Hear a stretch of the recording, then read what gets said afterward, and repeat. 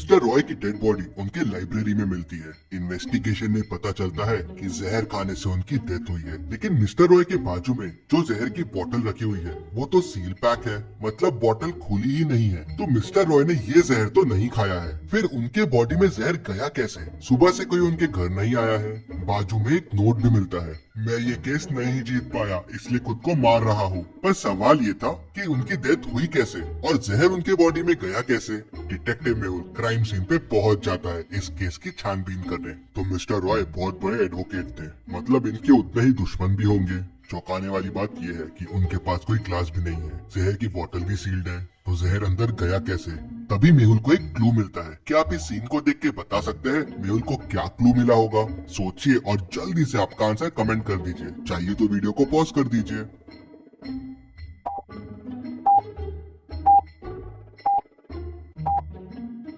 Mister Mehra book पढ़ रहे थे, तो शायद इसी बुक में जहर हो जिससे जहर उनकी बॉडी में गया हो। लेकिन अगर बुक से जहर बॉडी में गया तो जहर की बोतल यहाँ क्या कर रही है और ये नोट क्यों पड़ा हुआ है? मेहुल उनके घर में रहने वाले दो लोगों से पूछताछ करता है तो कुक कहता है, सर आज मिस्टर रॉय बहुत टेंशन में थे, सुबह से कुछ खाया पिया ही नहीं था। मेट कहता है, सर मिस्टर रॉय दिन भर बुक्स ही पढ़ते रहते थे, मुझे लाइब्रेरी का नाम याद नहीं आ रहा है, लेकिन कोई तो शहर पे था। क्या आप इन दोनों पिक्चर्स को देख के बता सकते हैं ये कौन सी सिटी का नाम है और उसी से लाइब्रेरी का नाम निकलेगा?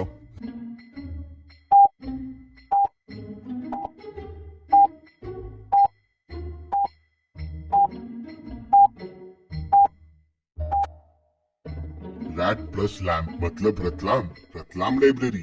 मेहुल तुरंत रतलाम लाइब्रेरी पहुंच जाता है।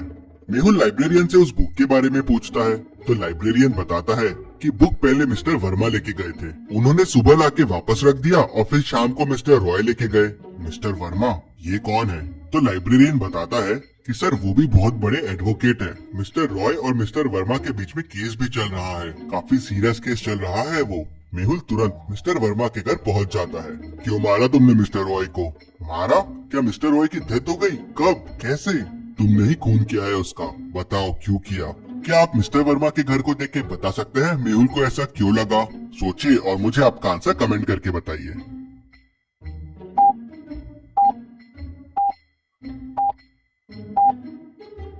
पूरे वॉल पे मिस्टर रॉय के फोटोज है और उसपे तुमने इतने सारे डार्ट्स मारे हुए हैं, मतलब वो तुम्हारा दुश्मन होगा।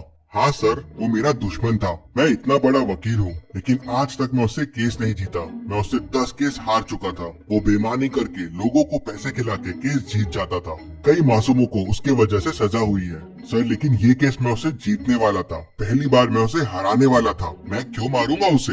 हाँ, शायद तुमने उसे नहीं मारा। मेहुल तुरंत समझ जाता है कि मिस्टर रॉय के पास जहर की बोतल क्यों रखी हुई थी। क्या आप वीडियो को पॉज करके सोच सकते हैं?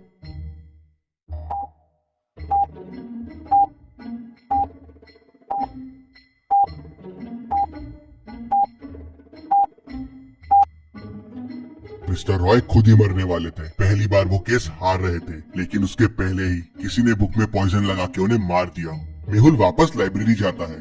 फिर मेहुल लाइब्रेरियन से पूछता है, क्या कोई इस बुक को सुबह से शाम के बीच में लेके गया था? लाइब्रेरियन सोचता है और कहता है, नहीं सर, मैं तो यहीं था, कोई लेके नहीं गया था और वो बुक लास्ट रैक पे रखी है जहाँ कोई नहीं जाता है। हाँ, लाइब्रेरी में किसी ने पढ़ा होगा तो बताना मुश्किल है। मेहुल उस रैक के फिंगरप्रिंट्स चेक करता है तो उसे बस 3 फिंगरप्रिंट्स मिलते हैं। क्या आप इन फिंगरप्रिंट्स को देख के बता सकते हैं ये फिंगरप्रिंट्स किसके हैं?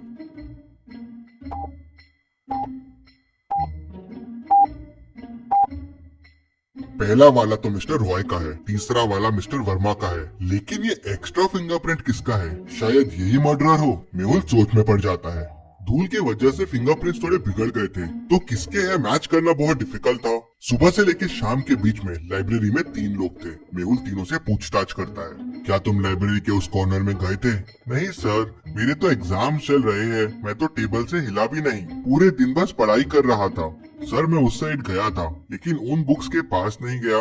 सर पीछे रैक्स के बुक्स बुरे हाल में हैं, पेजेस भी फट रहे हैं, तो मैं वहाँ क्या करने जाऊंगा? मेहुल थोड़ा सोचता है और तुरंत समझ जाता है कि कौन झूठ बोल रहा है। कैसे? क्या आप सोच के बता सकते हैं?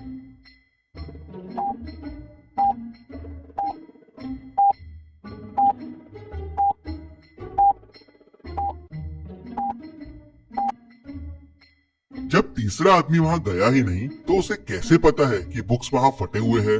मेहुल उसे पकड़ लेता है तो वो बताता है कि वो बहुत घबरा गया था, उसने कुछ नहीं किया है। वो मिस्टर रॉय का बहुत बड़ा फैन है और उनके बुक्स और उनके केस पढ़ता रहता है, उसे भी एडवोकेट बनना है। ये सब सुनने के बाद मेहुल का 1% पे शक बहुत बढ़ जाता है। मेहुल तुरंत मिस्टर रॉय के लास्ट 5 केसेस देखता है जो उन्होंने जीते थे और उनकी लिस्ट निकालता है जो हारे थे। एक नाम पे मेहुल की नजर अटक जाती है। क्या आप देख के बता सकते हैं वो नाम कौन सा हो सकता है?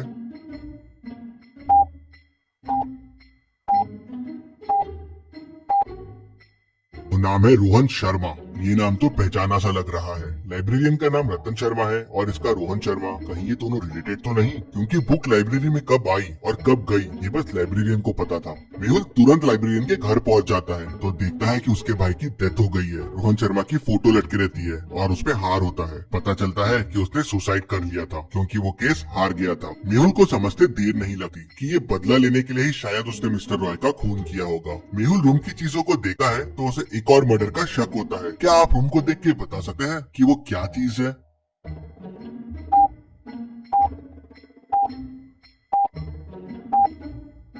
टेबल पे जहर की बोतल रखी हुई है, मतलब शायद लाइब्रेरियन ने वापस ये बोतल यूज की है। मेहुल तुरंत लाइब्रेरी की तरफ दौड़ता है और लाइब्रेरियन को पकड़ लेता है। लाइब्रेरियन मेहुल को नहीं बताता कि उसने किसको मारने की प्लानिंग की है। मेहुल लाइब्रेरी की लिस्ट निकालता है और लास्ट 5 लोग जिन्होंने बुक्स लेके गए उनके नाम देखता है। एक नाम देख मेहुल समझ जाता है कि लाइब्रेरियन का अगला निशाना कौन होगा। क्या आप इन नामों को देख के बता सकते हैं वो नाम क्या होगा? सोचिए और मुझे आपका आंसर कमेंट करके बताएं।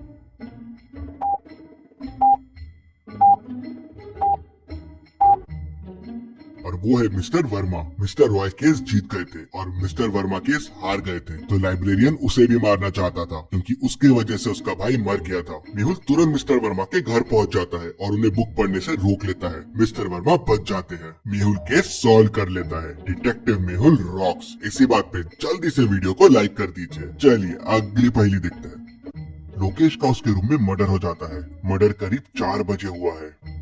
उसकी वाइफ डिटेक्टिव मेहुल को तुरंत फोन करके बुला लेती है। मेहुल क्राइम सीन को ध्यान से देखता है लेकिन उसे वहाँ कोई क्लू नहीं मिलता। फिर मेहुल उसके घर की मेड और कुक से पूछताछ करता है। मेड कहती है, मैं तो करीब 3:30 को सर के रूम में चाय देने गई थी, उसके बाद मैं सर के रूम में नहीं गई। कुक कहती है, सर मैं तो लोकेश सर के रूम में कभी नहीं जाती हूँ, मैं तो डिनर की तैयारी कर रही थी, यही किचन में थी। फिर वाइफ कहती है, मैं करीब 3:45 को लोकेश के रूम में गई थी, वो स्टडी में था और चाय पी रहा था। मैं करीब 3:50 को रूम से बाहर आ गई और फिर सीधा मेरे रूम में चले गई। मेहुल तीनों की बातें सुनता है और तुरंत समझ जाता है कि खूनी कौन है, कैसे। क्या आप सोच के बता सकते हैं खूनी कौन है? सोचिए और मुझे आपका आंसर कमेंट में बताइए।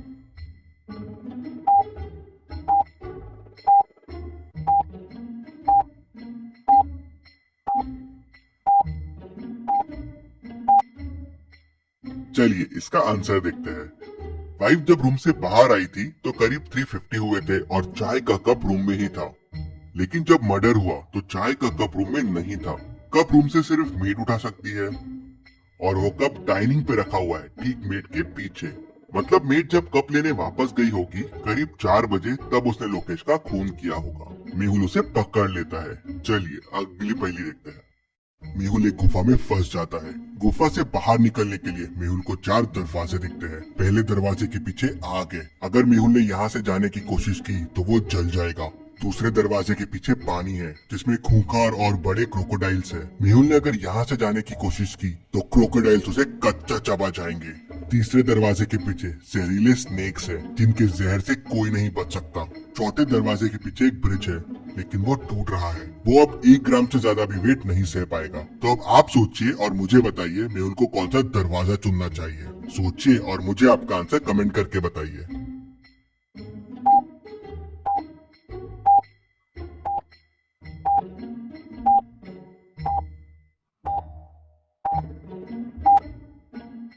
चलिए इसका आंसर देखते हैं। अगर आप ध्यान से देखेंगे तो गुफा के कोने में एक बाल्टी पड़ी हुई है।